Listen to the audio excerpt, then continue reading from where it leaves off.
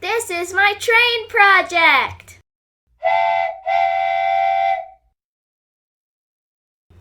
The idea for this project started after I watched a cool video on YouTube. A guy named Preston was trying to find an old abandoned trestle by engineering different self-propelled vehicles that ran on tracks. Then, like all great ideas, one thing led to another, and this curiosity project was full steam ahead. The Half Moon Trestle is part of the Kamas Prairie Railroad. It is located just southwest of Reubens, Idaho. The Kamas Prairie Railroad is also known as the Railroad on Stilts due to the many wooden trestles. Along the 66-mile railway, there are 45 trestles and 7 tunnels. The largest and most well-known is the Half Moon Trestle. The Half Moon Trestle, partly visible from Highway 95, has a length of 685 feet and is 141 feet high. It was built with almost 1 million feet of lumber.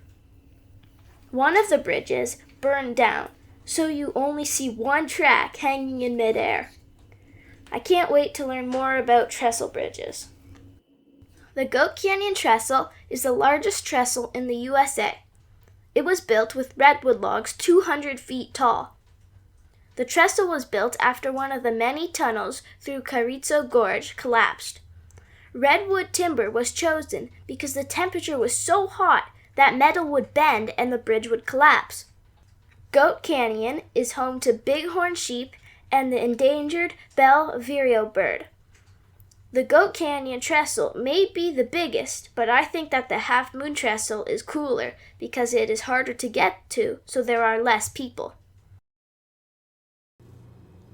I watched a documentary about how trains changed the world. I learned that people in Europe used to use straw for roofs, but they realized that slate was much better. The only problem was that the slate mines were far up in the mountains and there was no good way to get to them. The problem was solved by building a rail line from the mine to the port. The rail was very small, only 2 feet wide. The wagons were pulled uphill by ponies and then used gravity to push them down.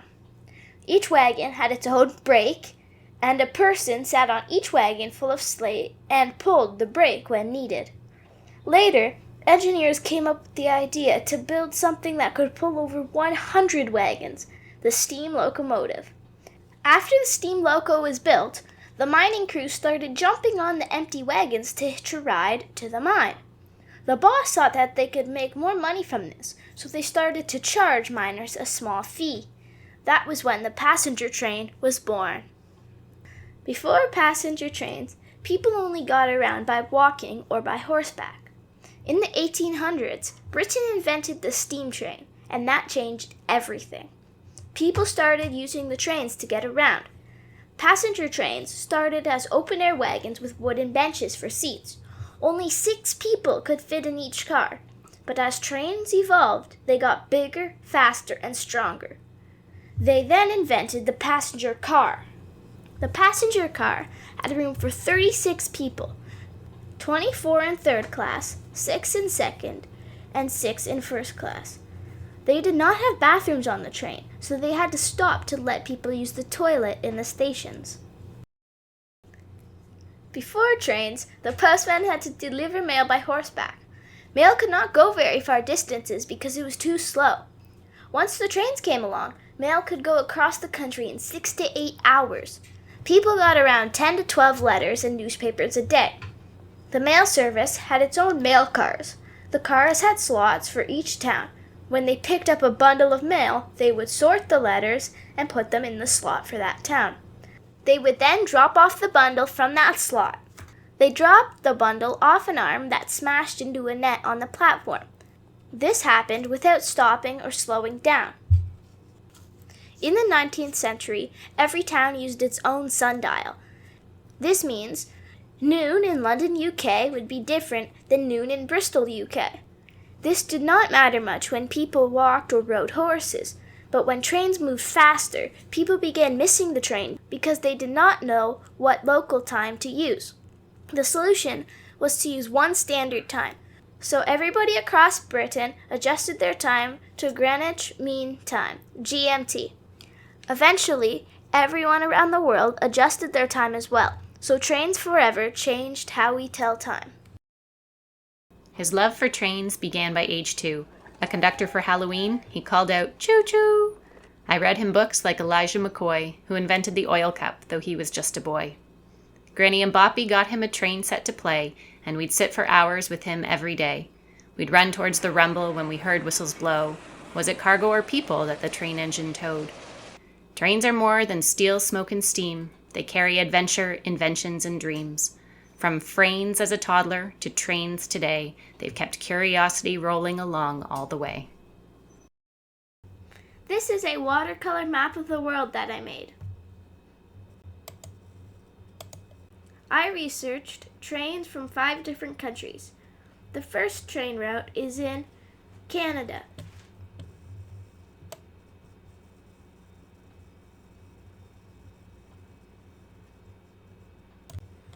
The next train route that I researched was in Japan. Then I researched one in India. I also researched one in Ecuador and in Switzerland. Via Rail's Canadian travels 4,466 kilometers from Vancouver to Toronto. The diesel-electric GE P42 DC locomotive pulls 15 to 20 cars depending on the season. Engineers had many challenges building this route. They had to cross the Rocky Mountains, which included steep grades, sharp curves, avalanches, and cold weather. They also had to lay track through dense forest in the middle of nowhere. They overcame the steep grade problem by building spiral tunnels through the mountain. They overcame the avalanche danger by building avalanche sheds and reinforcing the track. They overcame the sharp curves by going slow. The Via Rail Canadian crosses 5 provinces and is one of the largest passenger train routes in the world. There are some villages along the route that the only way to get to them is by that train. Hi Asher, I heard you're doing a project on trains and researching the Canadian and other routes. And I wanted to talk about my experience when I took the train from Winnipeg to Churchill in 2019. We started off in Winnipeg and it was already super delayed. The whole train route was, I think it was 1,697 kilometers, and it took us 52 hours because we would go super slow most of the times or had to wait for an extra mechanic and so on. But it was a great experience. We had like a panorama part in the train, so you could go upstairs and just watch the surroundings and the sky, which was super cool.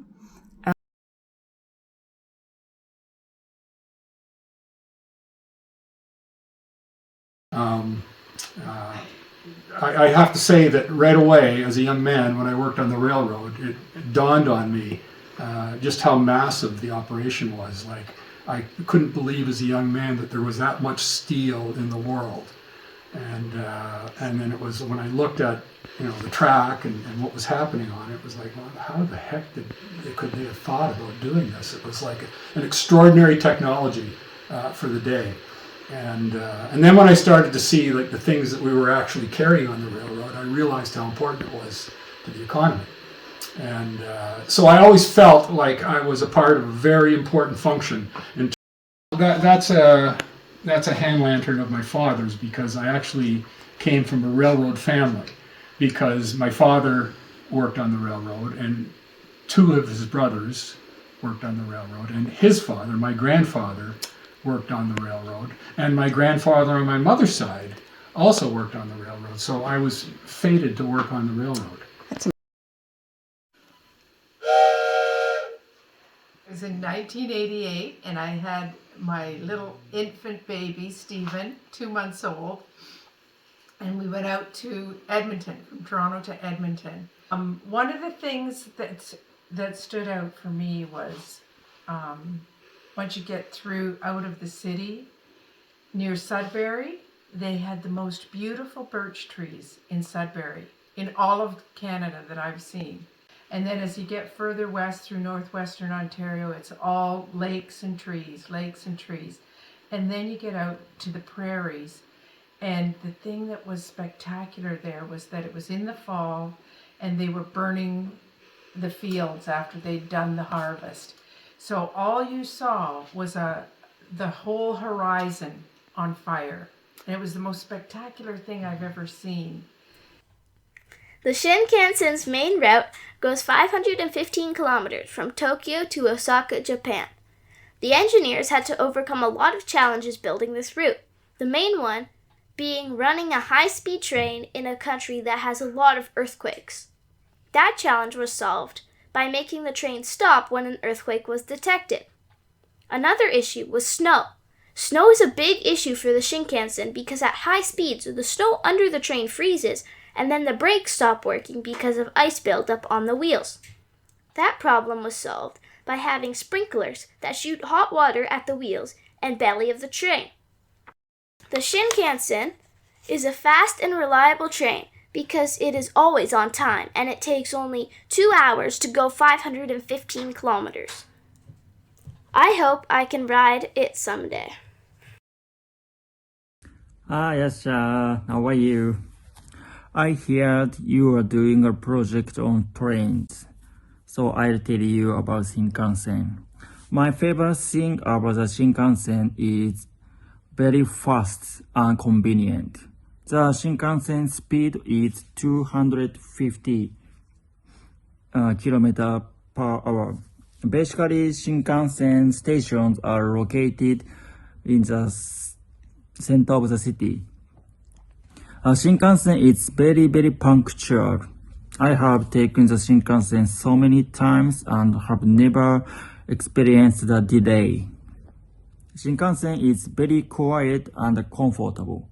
So you can work on your computer, read a book, and sleep. The view from the Shinkansen is very, very nice. If the weather is good, you can see Mount Fuji from Shinkansen between Tokyo and Osaka. Bye bye.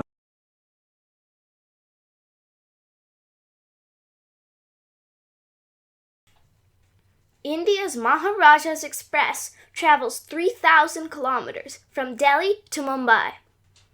Engineers had to overcome a lot of challenges on this route, the main one being very old rails.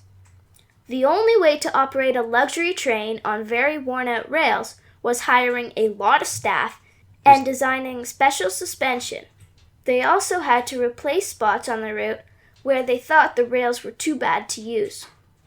It is a long journey, so they stopped for day trips to cool places such as the Taj Mahal and the Rat Temple.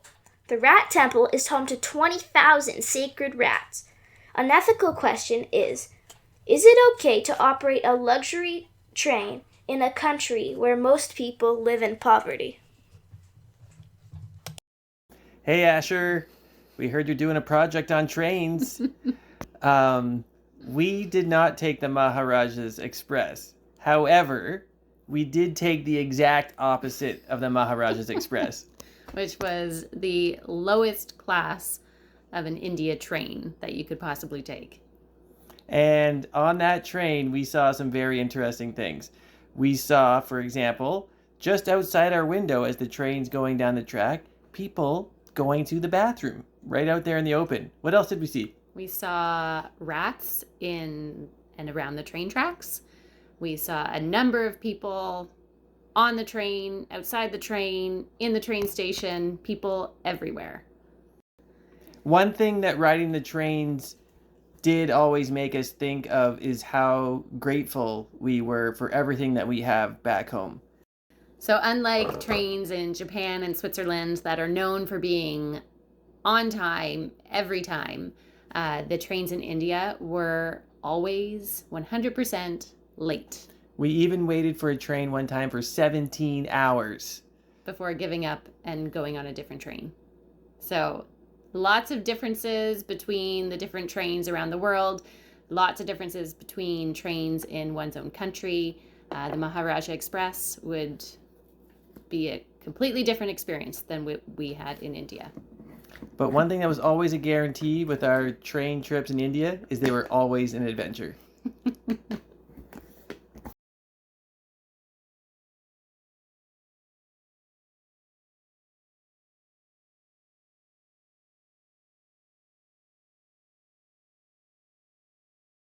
Ecuador's Tren Crucero travels 450 kilometers from Guayaquil to Quito.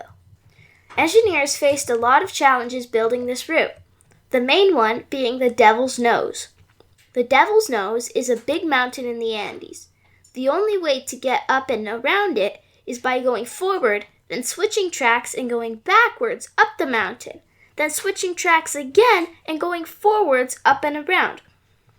On some very steep parts of the route, they put small amounts of sand in front of the wheels so it will grip the tracks and not slip.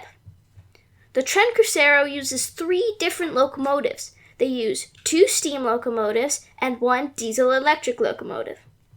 The steam locomotives are very old, so they need a lot of maintenance. But they are cool, and all of the tourists love them. Hey Asher, I heard that you're doing a train project, and you're doing especially about the train crucero in Ecuador. Let me tell you something. Before I moved to Ecuador, from Ecuador to Canada, I watched the project about to start. So I have the opportunity to be in Quito at a time and visit one of the last stations, or the first, depends where you're going, from the coast to the highland, called Chimbacalle. And it was very nice to see all the excitement and hear people talking about how this train unified the country from people from the coast and the highlands. And it's a good reminder as a nation that if we work together, we can do great things. And it's amazing to see the whole project, how going up hills all the way, at some point they have to back up, and then to, instead of pull, they have to push. And it's a very beautiful experience to watch and hear people talking about it. So thanks for choosing Ecuador. It's a beautiful, beautiful train.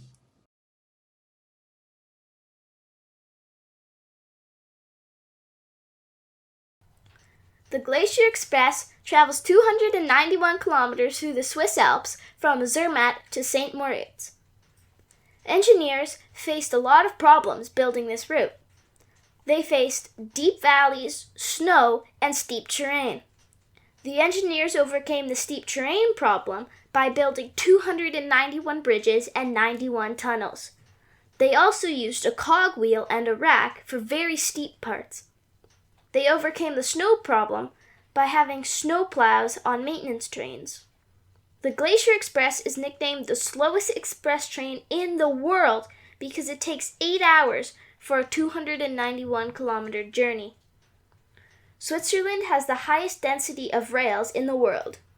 My cousins in Switzerland have a pass that lets you ride on most of the trains for only 30 francs, which is $50 Canadian. Everyone on the train is expected to be clean and respectful.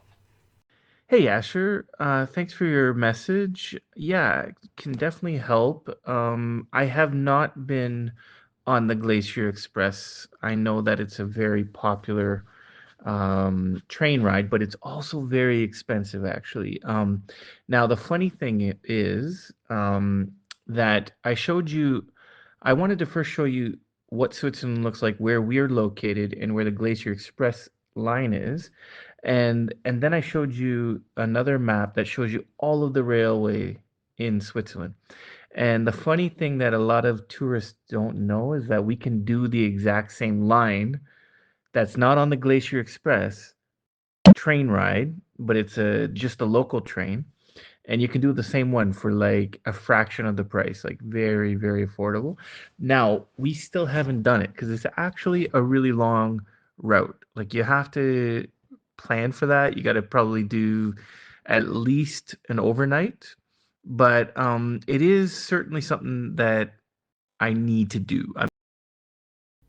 I was inspired by the engineering behind mountain train routes, so I wanted to do my own uphill train test. How high do you think this train can climb?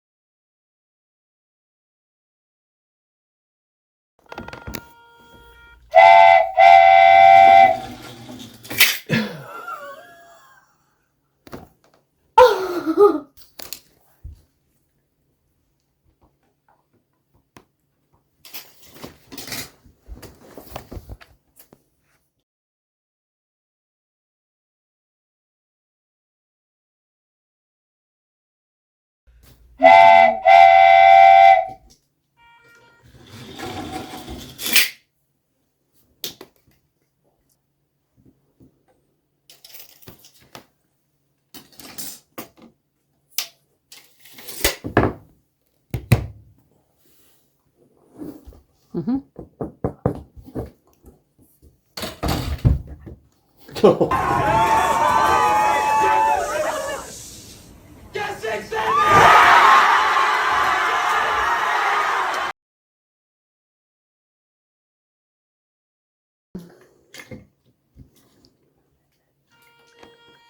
to cut. Just keep going. I think the coins are too fat on your thing. I think so too. It's holding a spot. Was the motor even going? Yeah, that's full.